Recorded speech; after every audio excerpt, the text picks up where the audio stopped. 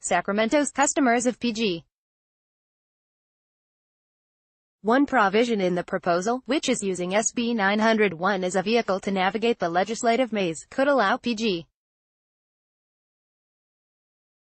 That time frame is crucial, AARP officials said, because it covers lethal events such as the fires that scorched the wine country and nearby regions in 2017 and the deadly Butte fire. This is absolutely a bailout of PG. A joint State Assembly and Senate Conference Committee held a hearing Monday night to work on finalizing proposed legislation that could go to a final vote in the legislature by week's end.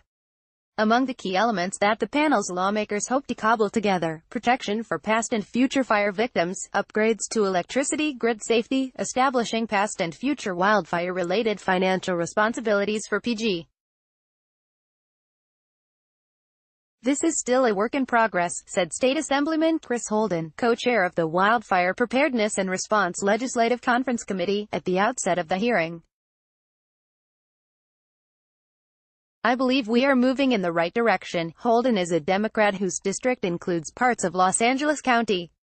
But critics of the legislative compromise pointed to a provision in draft language prepared by the conference committee's staff that allows the State Public Utilities Commission to determine a utility's financial liability for a wildfire incident, and place a cap on the amount a company would be obliged to pay.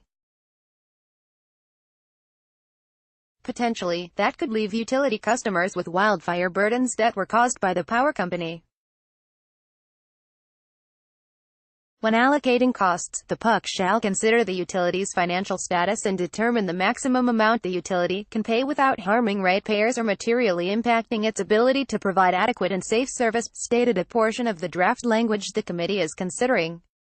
The current version of the legislative package also orders the PUC to ensure any wildfire liabilities that company shareholders would be forced to bankroll not exceed the maximum amount of utility wildfire liability. One part of the package that has gathered considerable steam is a plan to enable PG. But it's also possible that the financial burden to repay the bonds could land in the laps of ratepayers.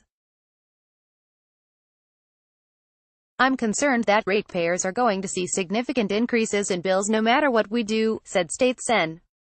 Jeff Stone, a conference committee member and a Republican whose district includes parts of Riverside County.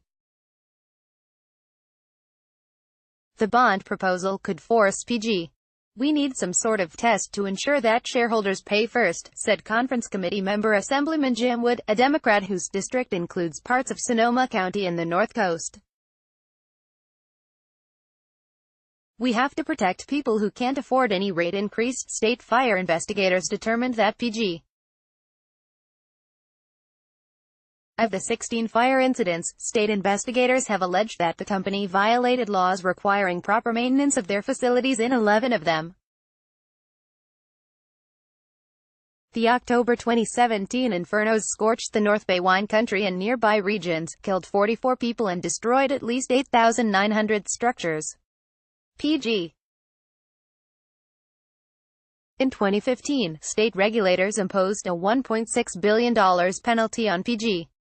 In 2016, PG. The conference committee is under pressure to issue a final report sometime on Tuesday or face the prospect that its extensive work won't be considered before the state legislature adjourns its two-year session on Friday. Anything we do should protect fire victims today, harden the electricity grid so there are no fire victims in the future, said State Sen. Bill Dodd, a conference committee co-chair and a Democrat whose district includes parts of Contra Costa, Napa, Sonoma, Solano, Yolo and Sacramento counties. We would protect ratepayers to the greatest extent possible. And having utilities be healthy financially will help ratepayers. Otherwise, customers will pay more in the event of a utility bankruptcy or a credit downgrade.